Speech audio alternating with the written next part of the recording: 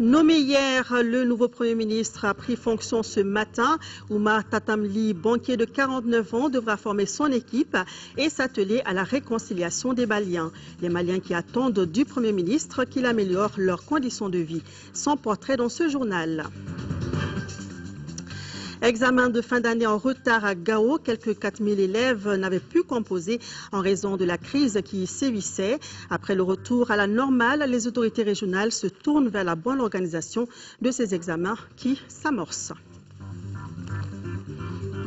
Madame, Monsieur, bonsoir. C'est un homme rompu à la tâche que le président de la République, Ibrahim Boubacar Keïta, a nommé hier au poste de Premier ministre. Oumar Tatamli, 49 ans, est un brillant économiste dont la carrière a débuté à la Banque mondiale il y a 23 ans et s'est poursuivie à la BCAO où il était jusqu'à sa nomination. Son portrait est signé Lamine Tchekoura Koulibaly. Le nouveau Premier ministre était un banquier. Il a fait ses débuts à la Banque mondiale en 1990. Mais c'est à la Banque centrale des États de l'Afrique de l'Ouest que Oumar Tatamli passe la plus grande partie de sa vie professionnelle. Jusqu'en août dernier, il était conseiller spécial du gouverneur de cette institution. Entre 2009 et 2012, Oumar Tatamli était directeur national de la BCAO pour le Mali. Avant Bamako, il a occupé plusieurs postes au siège. Directeur du département de l'émission, de la comptabilité et des finances, directeur des opérations financières, directeur adjoint des études et fondé des pouvoirs.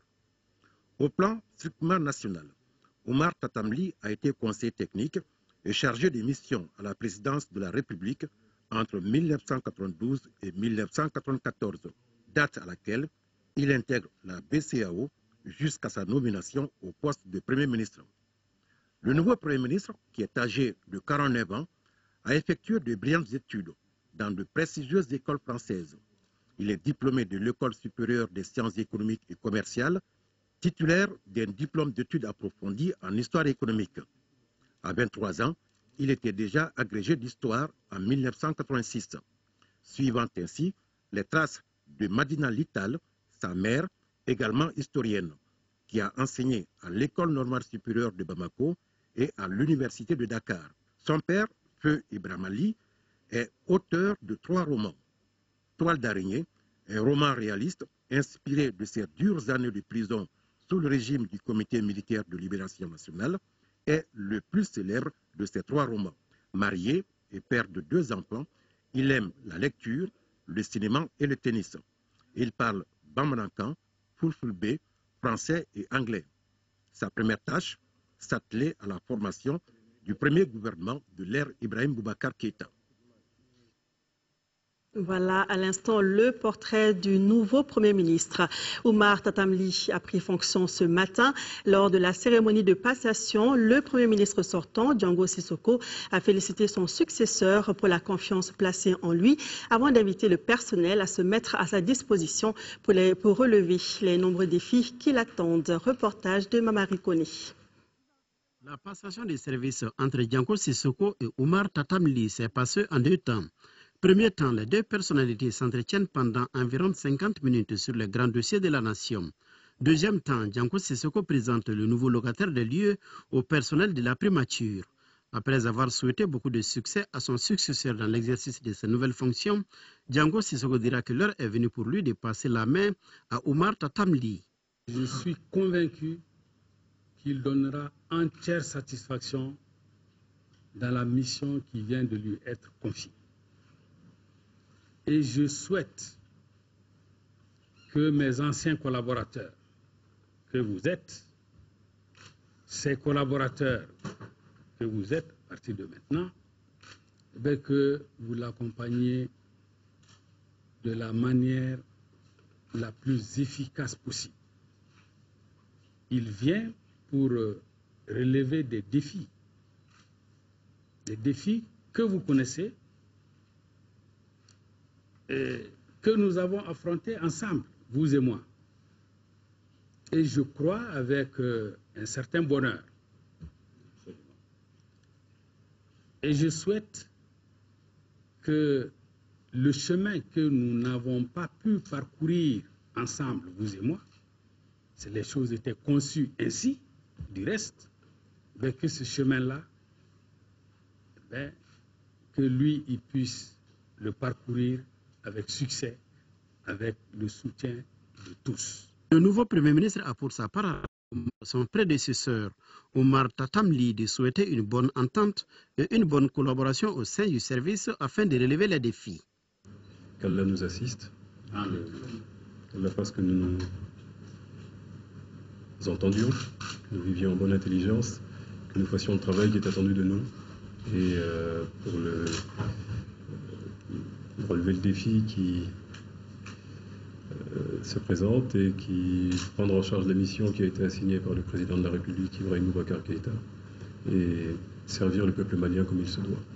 Pour immortaliser cette cérémonie de passation des services, les deux personnalités, entourées de leurs proches collaborateurs, ont fait une photo de famille sur le perron de la primature. Ensuite, l'ancien locataire de la primature, Django Sissoko, a quitté les lieux après 10 mois de bons et loyaux services rendus à la nation. Oumar Tatamli est donc le nouveau Premier ministre du Mali. Sa nomination a été saluée par les Maliens. Du nouveau chef de gouvernement, nos compatriotes attendent des actions concrètes contre la corruption et le népotisme. Ils invitent également le nouveau Premier ministre à trouver une solution définitive à la crise scolaire et à améliorer les conditions de vie des Maliens. Le point, c'est avec Bourama Traoré. Certains les qualifient d'économistes chevronnés, d'autres de technocrates rompus à la tâche. Oumar Tatamli prend désormais les rênes de la primature. Il a été nommé ce jeudi soir sur décret présidentiel. La nomination d'Oumar Tatamli au poste du Premier ministre est unanimement saluée par les Maliens. Moi, je suis très content parce que c'est une nouvelle personne vraiment de la politique malienne. Et puis à travers aussi, ce qu'on a dit, c'est bien quoi. Je suis content, je suis heureux. Je pense que c'est très formidable parce que vraiment, on avait beaucoup de problèmes. Et je félicite le Premier ministre. Il assume très bien sa responsabilité. C'est un honneur pour nous qu'un banquier soit nommé à la tête du gouvernement. Et nous ne pouvons que louer et saluer ce tact ou cette décision de son Excellence, Monsieur le Président de la République.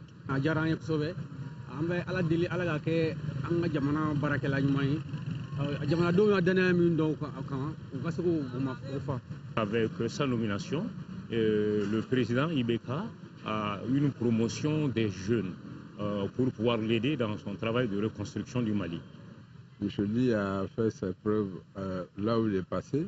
Donc je pense qu'aujourd'hui, l'appeler comme Premier ministre au Mali, par rapport aux challenges et aux défis qui sont à relever, c'est une décision sage qu'il faut saluer. Du nouveau Premier ministre, les Maliens attendent des actions vigoureuses contre certains maux qui minent notre société. Corruption, népotisme, impunité, que sais-je encore. Que le nouveau locataire de la primature, espère nos compatriotes, soit quelqu'un de poigne pour mettre les Maliens au travail et remettre le pays sur les rails. On attend le travail, on souhaite la paix pour le Nord. L'intégrité territoriale. Et puis nous avons beaucoup d'attentes par rapport à la corruption qui touche beaucoup le Mali aujourd'hui, surtout le Mali qui est resté parmi les pays les plus pauvres du monde, il y a de cela plus de 20 ans. Nous attendons de lui qu'il prenne des mesures vigoureuses d'incitation pour contribuer à l'essor de ce secteur et également qu'il puisse développer le climat des affaires et promouvoir surtout la bancarisation. Aujourd'hui, il faut aller vers la réconciliation nationale, ce qui est un gros chantier. Mais il y a aussi une manne qui est derrière. Beaucoup de pays donateurs ont libéré beaucoup de ressources pour ce pays. Nous pensons qu'il faut une gestion rationnelle de l'utilisation de ces ressources. En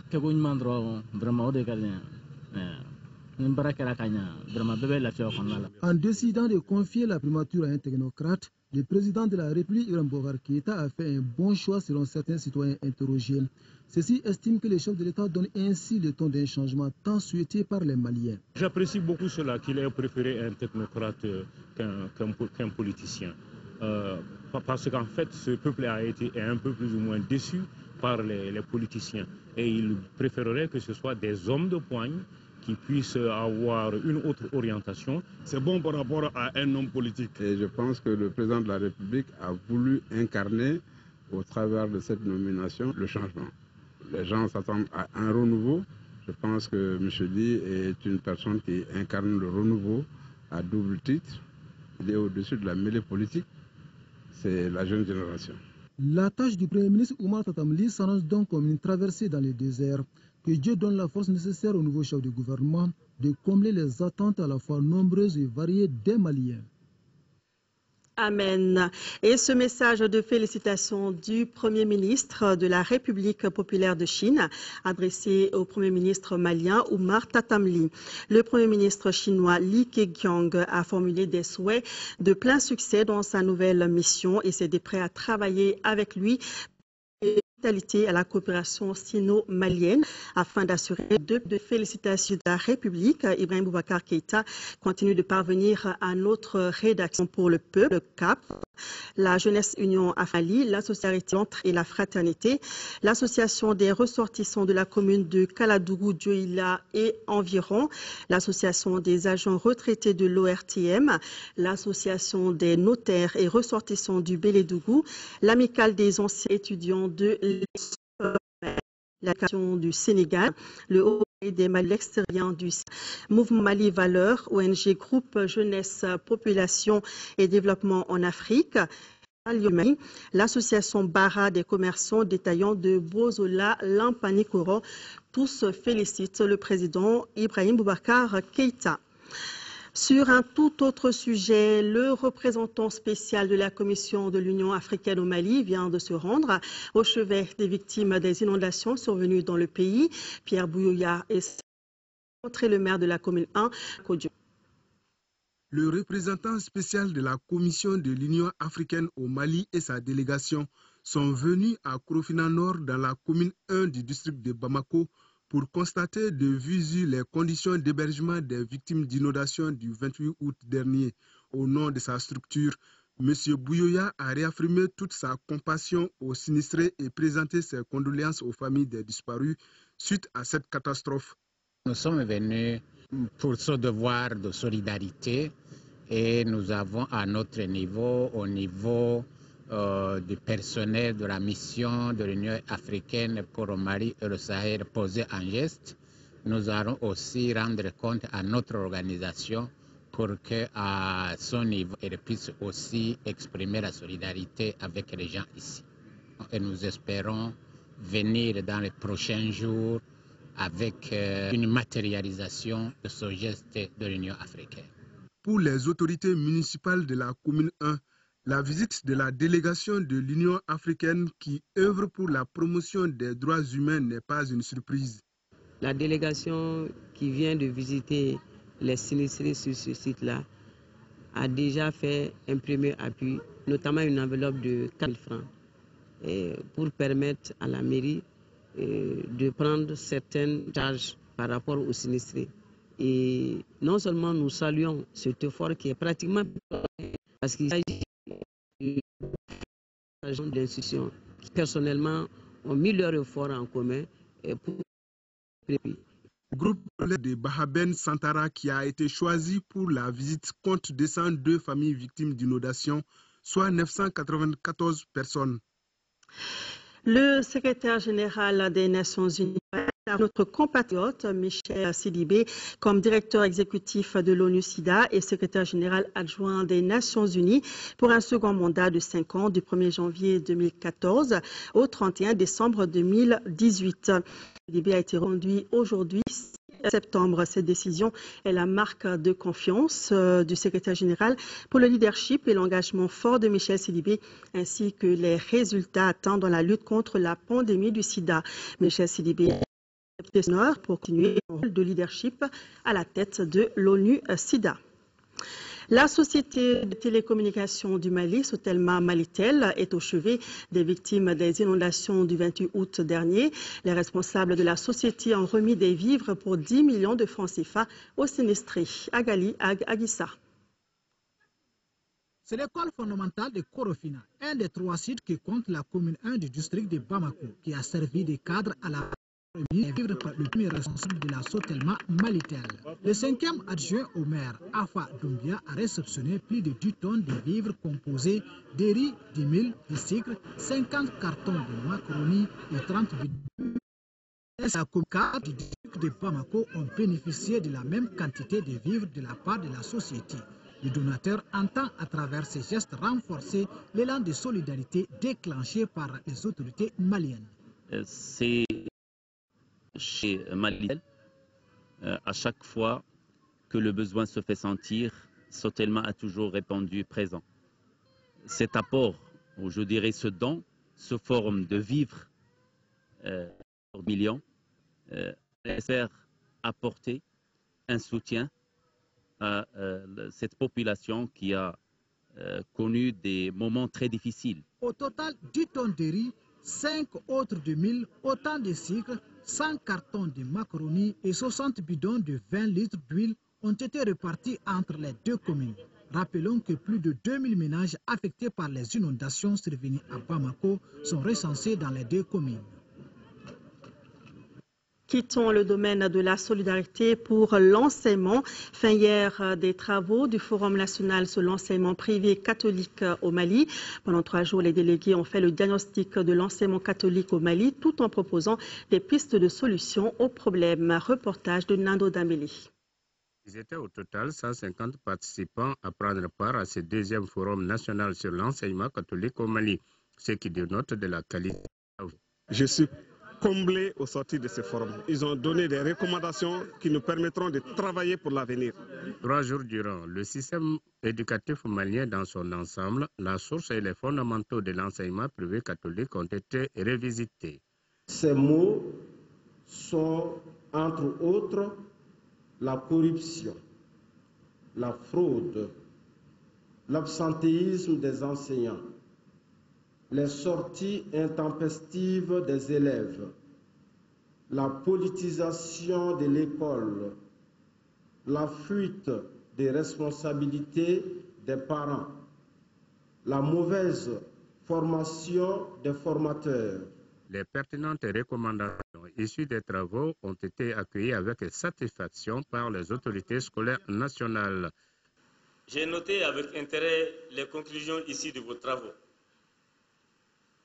Et c'est avec une grande attention que nous les examinerons en tant qu'autorité nationale garante de l'éducation afin de capitaliser le développement de nos systèmes éducatifs aujourd'hui confrontés à de rudes épreuves. Rappelons que ce forum est le deuxième du genre sur l'enseignement catholique au Mali depuis sa création entre 1889 et 1904 après celui tenu en 1973. Hors de nos frontières, les députés kenyans ont adopté hier jeudi une motion demandant que le Kenya se retire de la Cour pénale internationale, une demande qui intervient avant l'ouverture du procès du vice-président du Kenya et de celui du chef de l'État, Uhuru Kenyatta. Les 2 hommes sont poursuivis pour crimes contre l'humanité commis après l'élection présidentielle de 2007. Après 4 heures de débat enflammés, les députés kenyans ont voté. Ils ont adopté une motion qui ouvre la voie à un retrait du Kenya de la Cour pénale internationale. Un projet de loi sera soumis au vote dans 1 mois, à quelques jours de l'ouverture des procès des 2 têtes de l'exécutif kényan devant la CPI. La coalition au pouvoir se mobilise. Le président Uhuru Kenyatta et son bras droit William Ruto sont poursuivis pour crimes contre l'humanité. Ils sont accusés d'être à l'origine des violences post-électorales de 2007 qui ont fait 1200 morts. Ils ont toujours nié et s'étaient engagés à collaborer avec la CPI. Le procureur Fatou Bensouda, qui a enquêté sur place au Kenya, est formel. Il faudra au moins 1 an pour que le retrait soit effectif. Il n'y aura donc pas d'impact sur les procès en cours. Des témoins ont pris de très grands risques pour leur vie et pour celle de leurs proches, afin de nous soutenir dans notre enquête et nos poursuites. Ces gens-là ont un immense courage. Maintenant, la procédure judiciaire est engagée, la justice doit suivre son cours. Si cette décision se confirme, le Kenya sera le premier pays à se retirer de la Cour pénale internationale. Amnesty International redoute un précédent dangereux, alors que pour la première fois, la CPI, très critiquée en Afrique, s'apprête à juger un président en exercice. Direction Saint-Pétersbourg en Russie, où a pris fin le sommet du G20. La crise syrienne s'est largement invitée au sommet, notamment lors du dîner offert par le président russe. Au final, les États-Unis et la France sont toujours aussi isolés dans leur volonté de lancer des frappes sur la Syrie.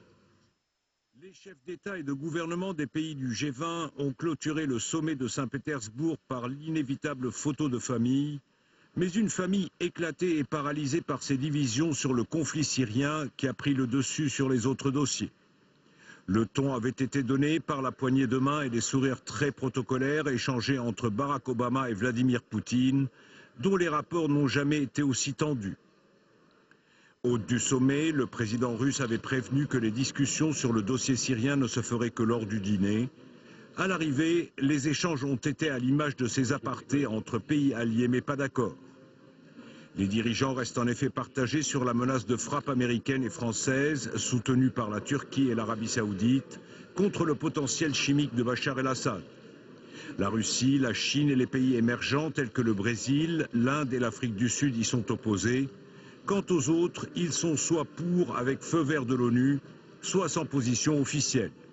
Face à l'inertie du G20 et la paralysie du Conseil de sécurité, les dirigeants du monde sont désormais suspendus à 2 échéances. Nous devons attendre. Le Congrès américain doit encore décider et nous insistons collectivement sur l'importance du processus des Nations Unies. C'est pourquoi nous demandons urgemment que les inspecteurs remettent un rapport intermédiaire le plus vite possible. En attendant, la tension continue de monter entre les deux grands. Selon le New York Times, Barack Obama a demandé au Pentagone d'élargir le champ des cibles potentielles en Syrie. Et Moscou, qui a expédié 3 navires de guerre supplémentaires en Méditerranée, met en garde Washington contre toute frappe de sites chimiques en Syrie. Revenons à l'actualité nationale. À Koulikoro, la plateforme des cadres et leaders des Kel Tamashek vient d'organiser une conférence débat sur la paix et la réconciliation nationale. Ils seront ensuite chargés de sensibiliser les populations pour une adhésion massive aux idéaux de la plateforme. De Koulikoro, la correspondance de Brahima Kone. La plateforme des cadres et leaders des Kel Tamashek poursuit ses actions de sensibilisation pour le vivre ensemble dans la quiétude. Cette conférence débat se tient donc dans la dynamique de partager les idéaux de la plateforme. Face à la situation que vit notre pays depuis longtemps, face à la gravité même, je dirais, de cette situation, ce que ça a provoqué dans le pays, nous avons estimé qu'il fallait mener une campagne de communication, de sensibilisation de toute la population du Mali afin qu'on comprenne les dimensions, les contours et la réalité de ce qu'on appelle la rébellion Touareg. Et pour dire que tous les Touaregs, loin s'en faut, au contraire, la quasi-totalité des Touaregs ne sont pas en rébellion contre leur État. Les représentants des associations, les leaders d'opinion, les autorités politiques et administratives ont réitéré leur engagement à relayer la communication en faveur de la cohésion sociale et de la réconciliation nationale. Une réconciliation qui devra se faire sur la base de la vérité. La réconciliation nationale, c'est un problème long et difficile. Parce qu'on ne peut pas réconcilier si on n'a pas dit les fautes, si on n'a pas sanctionné. C'est après les fautes, après la reconnaissance des fautes, après les sanctions qu'on peut pardonner. Et donc il faut que nous sachions d'abord ce que les uns et les autres ont fait pour les uns contre les autres. Il faut qu'on mesure la portée des fautes, il faut qu'on définisse les sanctions et en ce moment, on pourra pardonner et puis reprendre à vivre ensemble. Il s'agit pour la plateforme de contribuer à une meilleure compréhension du problème du nord du Mali pour une grande adhésion des populations à l'unité nationale. Gao se prépare à organiser ses examens de fin d'année après le retour à la normale dans la région. Près de 4000 élèves vont bientôt composer dans les examens de DF, CAP, BT et baccalauréat. Élèves, enseignants, administration scolaire et autorités régionales sont décidés à relever cet autre défi. En ce moment, des cours de rattrapage sont organisés pour rehausser le niveau des élèves. Brice Akone. L'année scolaire 2012-2013 dans les zones occupées a connu une perturbation. C'est fort de ce constat que les autorités de notre pays ont prolongé les cours jusqu'au mois d'octobre prochain dans ces zones aujourd'hui libérées. C'est en octobre également que plus de 4000 élèves composeront à Gao. Du 30 septembre au 5 octobre pour le CAP et le BT, du 1er au 4 octobre pour le baccalauréat et le DF est prévu du 2 au 4 octobre. Les élèves sont motivés à participer à ces cours afin de faire un bon résultat. L'année passée, j'ai fait les DEF à Sévaré. Donc j'étais parmi les élèves qui sont partis là-bas. On a fait les DEF dans les conditions où je n'ai pas eu la chance de passer. Je suis très content de faire ici dans ma région. Inch'Allah, cette année, je vais avoir les DEF. Le fait qu'ils ont prolongé les examens, ça nous a permis de réviser les leçons. C'est pour s'imprégner du déroulement de ces cours et des préparatifs des examens que les autorités régionales et scolaires ont visité ces écoles fondamentales et professionnelles ainsi que le lycée Yana Maïga de la cité des Askia. Nous sommes dans un Mali qui étonne, qui surprend. Nous venons de sortir tout de suite des élections présidentielles. Les plus sceptiques n'y croyaient pas du tout. Et aujourd'hui, beaucoup ne croient pas à la réussite de ces examens-là. Et ils sont là, ils sont décidés à réussir ces examens-là. Et nous allons prouver, c'est un défi que nous allons relever. Élèves et maîtres aujourd'hui sont prêts pour relever ce défi-là. Tous ceux qui sont restés étaient présents. J'ai profité de cette occasion pour féliciter les élèves, pour féliciter les professeurs pour tous les efforts qu'ils sont en train de déployer pour mettre à profit cette prolongation afin que les élèves puissent passer leurs examens dans des conditions normales.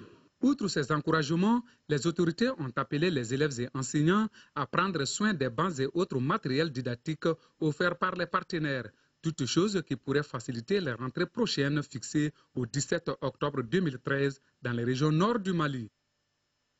Restons dans la même région pour rapprocher l'armée de son peuple. Le poste de commandement Maliba vole au secours des populations.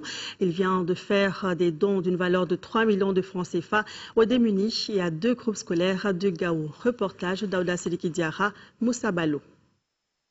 Les forces armées du Mali ont renforcé les capacités nutritionnelles de 7 familles démunies et des élèves de 2 groupes scolaires, notamment l'école de Liptako au quartier Château et l'école Farandjiré. L'armée, faisant partie intégrante du processus de retour des populations, a le devoir de venir en aide à ceux qui sont là sur le territoire.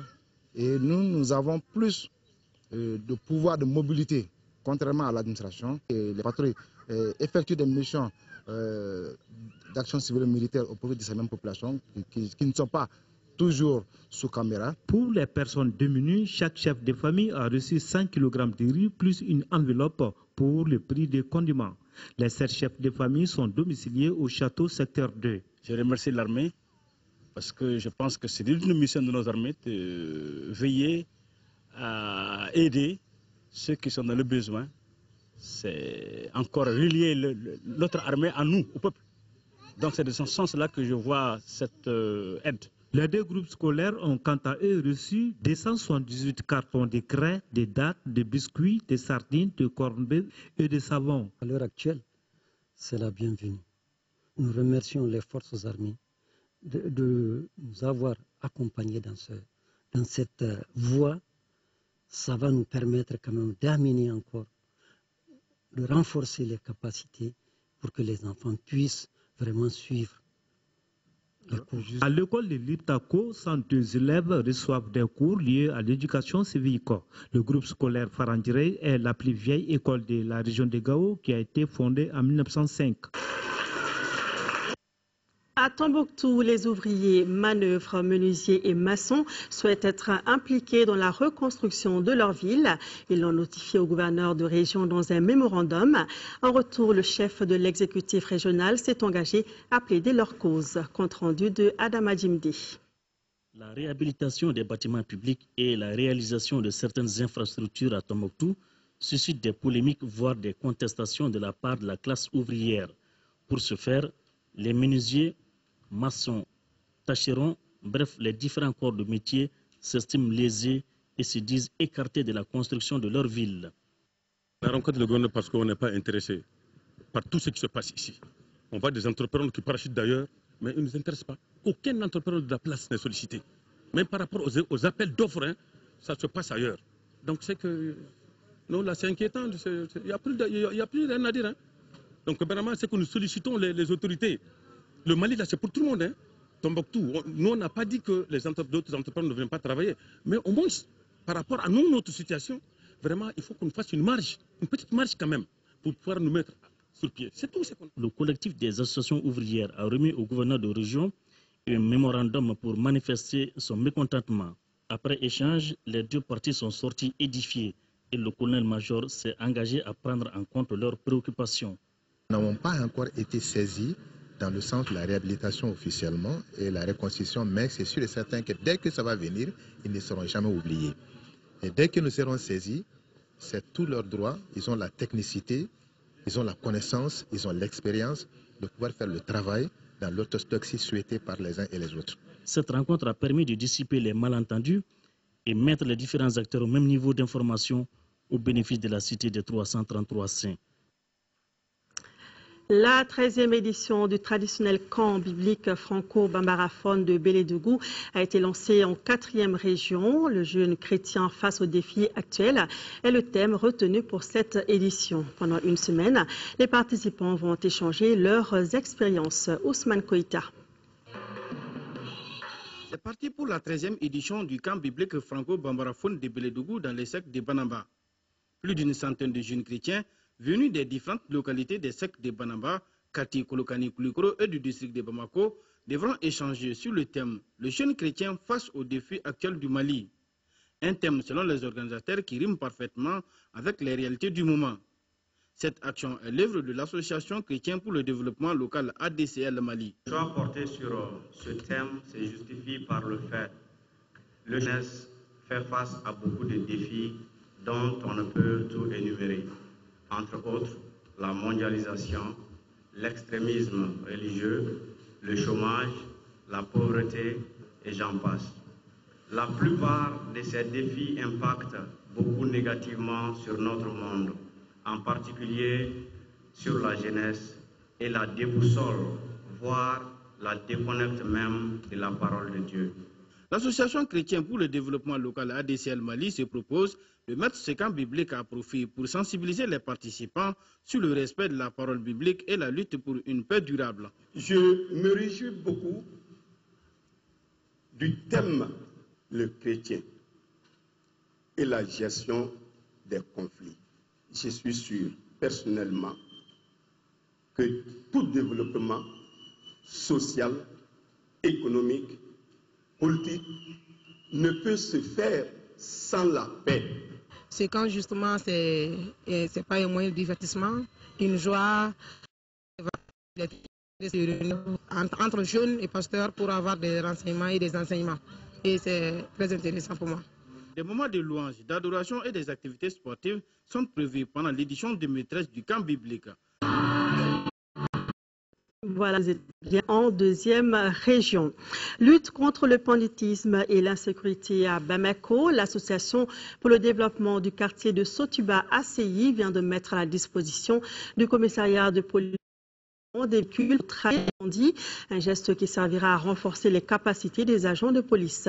Alpha Maga était à la remise du don, son reportage. Ceci est une mauvaise nouvelle pour les malfrats qui occupent cette zone du 12e arrondissement en commune 1, à savoir Boulkasumbougou, Sotuba, ACI, entre autres. Cette cérémonie de remise de véhicules a pour objectif de renforcer les capacités des agents de la police et surtout partout où ils se trouvent. Nous ne voulons vraiment pas l'exhiber parce qu'un véhicule banal doit être un véhicule connu des bandits. C'est un défi qu'on nous a lancé. On ne dira pas qu'il y aura désormais sécurité zéro à Sotuba, mais nous allons redoubler d'ardeur. Les bandits astucieux, ils ont plus d'un dans leur sac. Informer la police. Donc la balle est dans notre camp. Il s'agit en fait d'un bel exemple de coopération entre la police et ses administrés. Un geste très particulier de l'association pour le développement du quartier Sotuba. Nous attendons seulement d'eux en retour, ne serait-ce autre seulement que eux, entre nous et eux et la police, pour vraiment tout ce qui peut vraiment venir pour la sécurité de Sotuba et notre commune aussi, la commune 1 en particulier, et en général, pourquoi pas Bamako. Il faut signaler que depuis un certain temps, dans les quartiers comme Boulkassoumbougou, Sotiba, Asseyi, les populations ne dorment plus que des neuils. La zone est devenue un nid d'insécurité.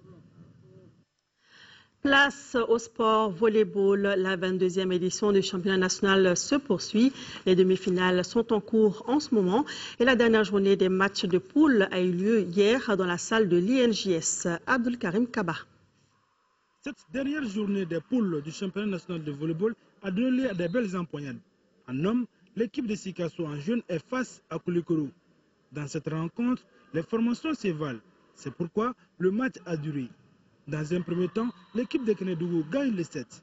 Au deuxième round, les Koulikorois sonnent la révolte, mettent les pendules à l'heure et ne seront plus rattrapés. Koulikoro s'impose donc 3-7 à 1. La commune 4 a été sans pitié de Gao. Les hommes du vieux Fofana l'emportent par 3-7 à 0. 3-7 à 0 a été également le score entre l'USFAS et Sikasso en dames. Pour le quatrième match de la journée en dames, les jeunes débutantes de Gao sont aux prises avec la commune 4. Les filles de Gao, qui jouent pour la première fois une compétition de la discipline, n'ont pas été ridicules au bout de 2 mois d'apprentissage. Au troisième set, elles arrivent même à égaler la commune 4, 12-12. Mais les communards l'emportent par 3-7 à 0. Les filles de Gao ont promis de faire mieux prochainement. C'était vraiment un championnat extraordinaire car l'organisation était parfaite. Quant à nos filles, je ne m'attendais pas vraiment à ce qu'elles ont pu produire cette année. Avec 2 mois d'entraînement, elles ont pu vraiment mouiller le maillot et représenter valablement la région de Gao. Les équipes qualifiées pour les demi-finales sont Minuit Logement, la commune 5, l'USFAS championne en titre, et la commune 6. En dames, Ségou, Minuit Logement, USFAS et la commune 4. La finale est prévue pour dimanche au Palais des Sports du stade du 26 mars d'Erimadjo. Voilà, cette page sport met fin à cette édition qui avait pour principale information la prise de fonction du nouveau Premier ministre Omar Tatamli.